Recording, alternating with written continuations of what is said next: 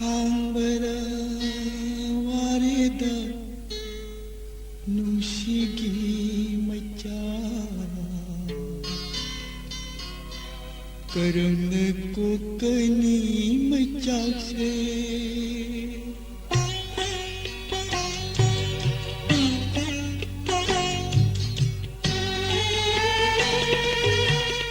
Hambara warida nushigi macha karana kokani macha se koknaba taglamku nangna miki oina chatringai hambada wareda nushigi macha karana kokani macha se koknaba taglamku nangna miki oina chatringai nangna miki oina chatringai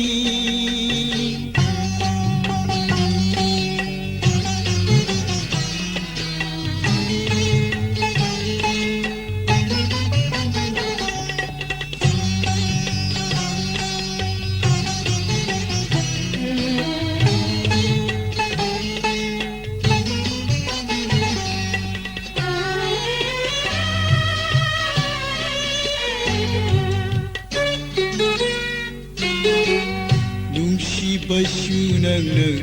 tampibani kaina basunangna tagamku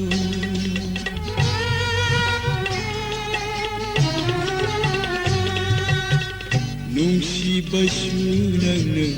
tampibani kaina basunangna tagamku kanglaba laikang lada Mitki pina kay dauni kang laba laikang lada Mitki pina kay daudage khang bada warida karana kokani macha se koknaba taglamku nangna miki oina chatringai nangna miki oina chatringai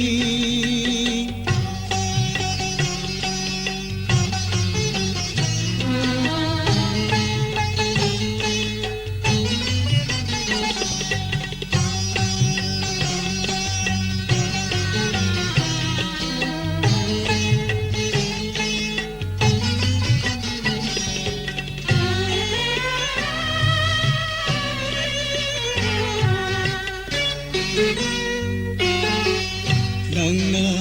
piramma nushigi laichal singna Nangna piramma nushigi laichal singna Ngasidi mairi hangna chaklakle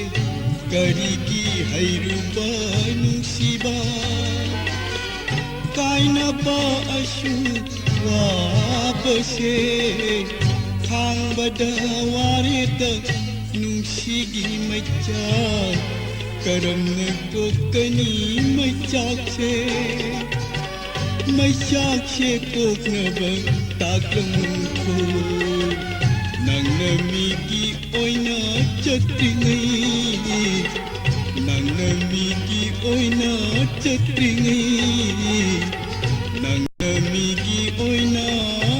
chatringai